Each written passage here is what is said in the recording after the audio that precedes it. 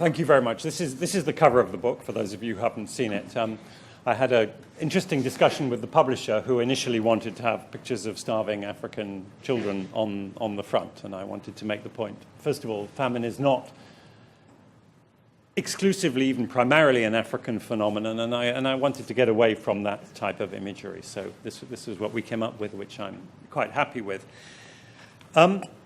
As Bridget alluded to, originally when I started working on this, I thought I could write a history of famine and say, actually, this is a problem that we have actually resolved, consigned to history. Unfortunately, during the writing, famine made something of a comeback. So the revision, the history and future of famine.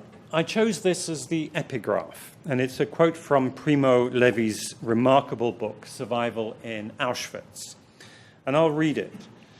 They crowd my memory with their faceless presences, and if I could enclose all the evil of our time in one image, I would choose this image, which is familiar to me, an emaciated man with head dropped and shoulders curved, on whose face and in whose eyes not a trace of thought is to be seen.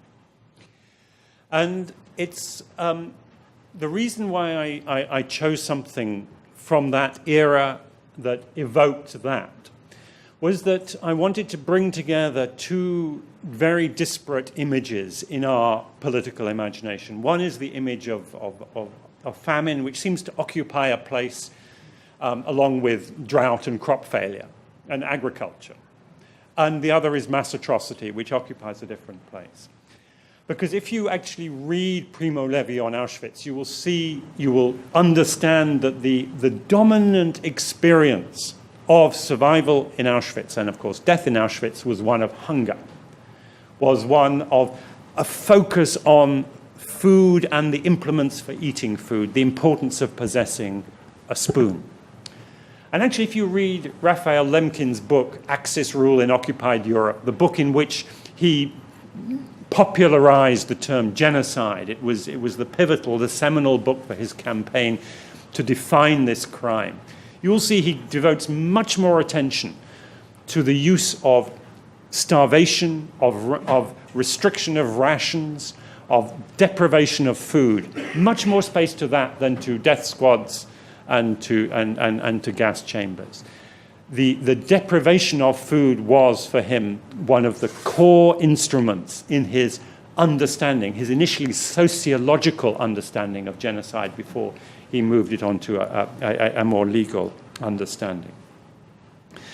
And actually, there's also a very interesting lecture that only recently republished that Lemkin gave on the 1930s famine in Ukraine, the Holodomor, in which he described starvation as an instrument of genocide, not only in the numbers of people that it killed, but in the way that it was an attempt to kill the soul and the brain of a society. And he saw the Holodomor famine as a paradigmatic case of famine as genocide. And of course, as we reflect on the recurrent famines that occurred in Ukraine in the 1920s, 30s, and 40s, the last one during the Second World War, it's instructive to recall that many of the historic famines have actually occurred in breadbaskets, in places which have historically been the most productive agricultural places in the world, like Ukraine, like Cambodia, like South Sudan today. But the core point of this is that had history taken a very slightly different turn, we might have, as it were, in our political imaginations, famine, mass starvation as the paradigmatic crime, the paradigmatic crime of mass atrocity of the 20th century. Because at the time when Raphael Lemkin was writing Axis Rule in Occupied Europe, the Nazis had what they called the Hunger Plan, which was the plan that on the conquest of Eastern Europe and the Western Soviet Union following Operation Barbarossa, they planned to starve to death 30 million people. in Eastern Europe and the former Soviet Union. The so-called hunger plan. The idea being that that would free up the farmland and the food resources and the other resources that these people, these so-called useless eaters, would otherwise be consuming for the German army and for the German settlers that were supposed to follow. Now, starving people is actually remarkably difficult. It's very hard work. And the target of 30 million was not achieved, thank goodness. They did manage to starve to death 2.5 million Soviet prisoners of war, 1 million people in Leningrad, nearly 1 million in various cities that were occupied. But they didn't get up to 30 million. In fact, it was the slow pace of starvation as a weapon of destruction that encouraged the Nazis to use more expedited methods of mass murder, like death squads and gas chambers.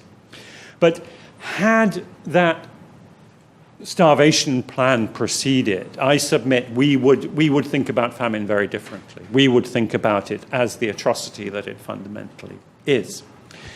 And it's interesting to reflect on why, having starved to death, perhaps 5, 6, 7 million people, why that mass murder by starvation was not elevated to the same level of vilification and horror as the acts of genocide in, say, Auschwitz and so on.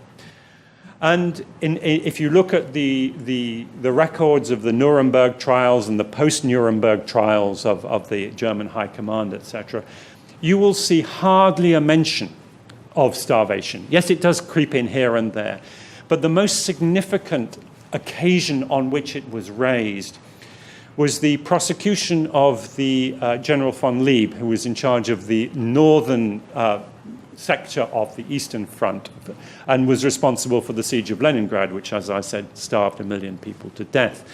And the prosecutors sought to convict him on a charge of having used his artillery to prevent people from fleeing Leningrad. And he was acquitted of that on the grounds that this was not a violation of humanitarian law as it then existed. The judges regretted that, but they said we must interpret the law as we find it. However, I think that rather restrictive reading of the law, and we'll get on to the legal issues later on, was driven by a political concern. And the political concern was that the Allies, the United Kingdom and the United States, had themselves been responsible for acts of mass starvation during World War II. The greatest loss of life in the Anglo-American Allied sphere was the famine in Bengal in 1942-1945, which cost probably 3 million lives, was entirely needless, and was caused by the policies of the British. There was no doubt that they were culpable for that calamity, and they knew it. And it wasn't the first time that the British had used or had been responsible for famine in Bengal. It was not the first time that the British had used hunger as a weapon. They used it, for example, at the end of World War I, when they tightened the blockade on Germany to force the Germans to accept the onerous terms of the Treaty of Versailles.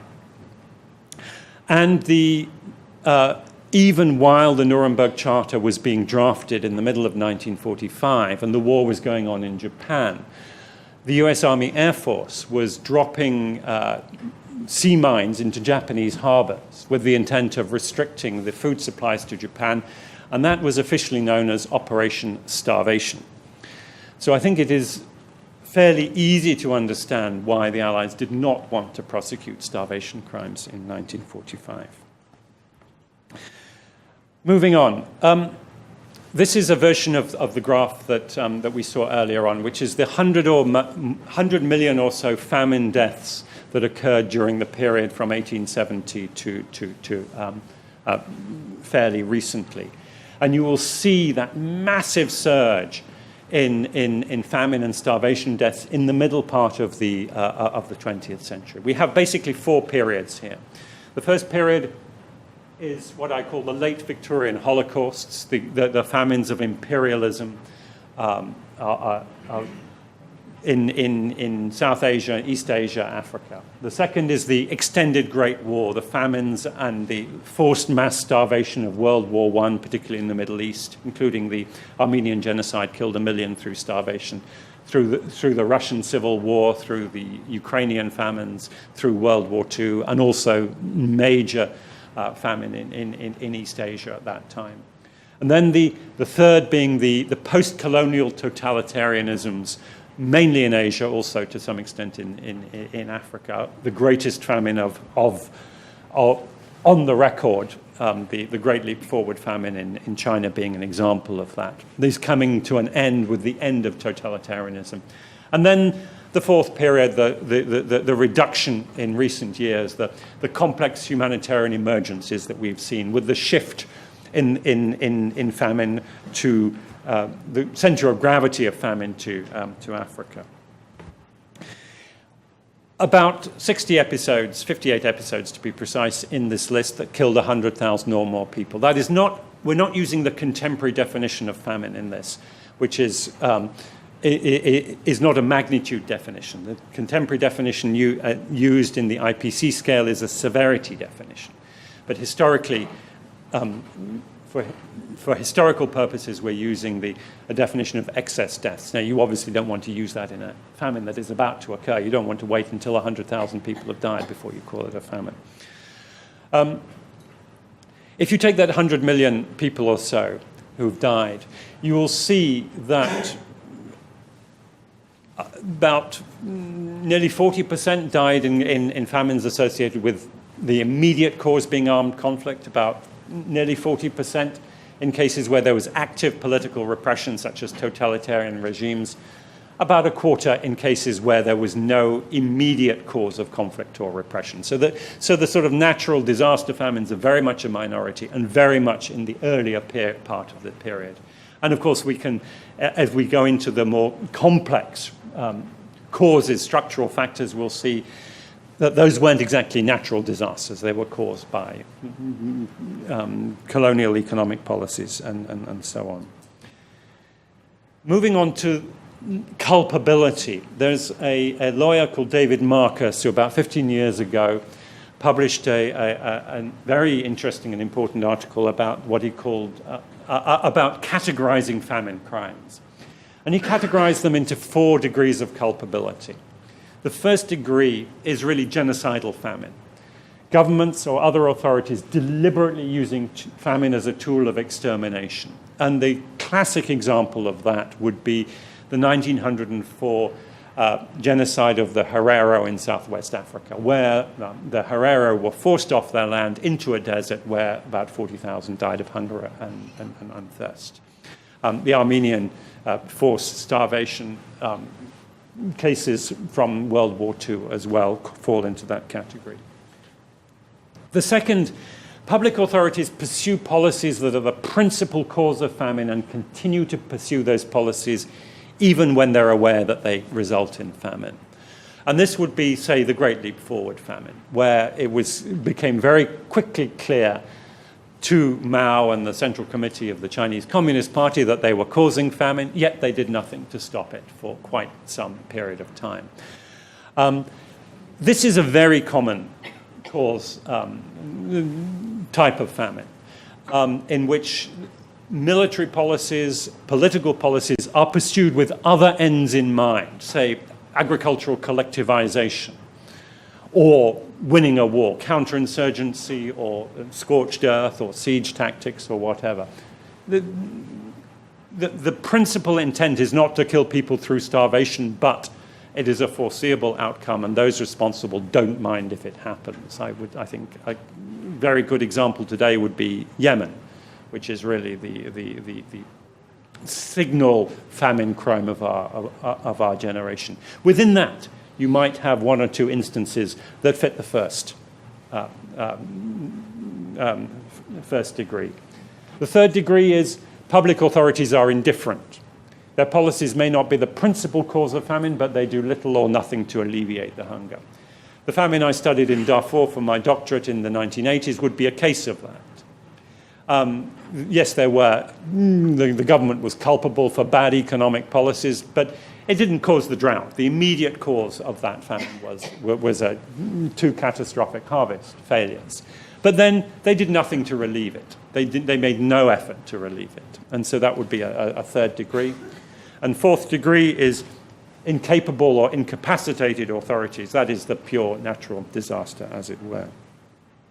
And then if you look at the 100 million or so people who've died over the last 140-something years in famine, the red one's genocidal famines, about 8 million, about 8%.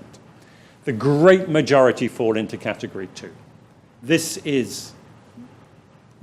are overwhelmingly the types of famines we're dealing with, and all the recent famines fall into that category. Official indifference, but just under 20%, natural disasters, a relatively small group there. So the point that I really want to make is that the verb to starve is transitive. Starvation is something that people do to each other. When you see people who are starving, it is not an outcome of any natural process, it is an outcome of human action, and we can begin to assign the type of culpability, political and possibly criminal, for that. Now, we will discuss the law, and I mentioned the law as it stood some decades ago being insufficient. The law has since been strengthened, and I think there is a good case for arguing that the law as it exists is potentially strong enough to bring prosecutions. I would argue that the real challenge we face is not the law itself, it's how much we care about using the law. And the parallel I would use is rape as a weapon of war. Sexual and gender-based crimes in war. They have always been unlawful under even the most restrictive or the most expansive reading of what is permissible in war. But it was only about 20 years ago that people such as us began caring enough about rape in wartime to make prosecutors take note, to make Western governments, international organizations take note and want to do something about it. And I would say much the same is true of famine. It's not the fundamental issue that we will face is not the limitations of the law, it's the limitations of our own determination to make whatever law is available be used. And I drafted it's a version of this is in the Tufts famine statement, which if you haven't signed, I urge you to sign. I think that our aim should be to make the use of starvation as morally toxic as the use of chemical weapons has been until very, very recently. That we should render mass starvation so morally toxic that it's universally publicly vilified, to make it unthinkable, such that military and political leaders in a position to inflict it or fail to prevent it will unhesitatingly ensure it doesn't happen, and that the public, that is us, will demand this of them. And then I think we can, in that environment, the way we will end famine is actually by prohibiting it, by making it sufficiently morally unacceptable.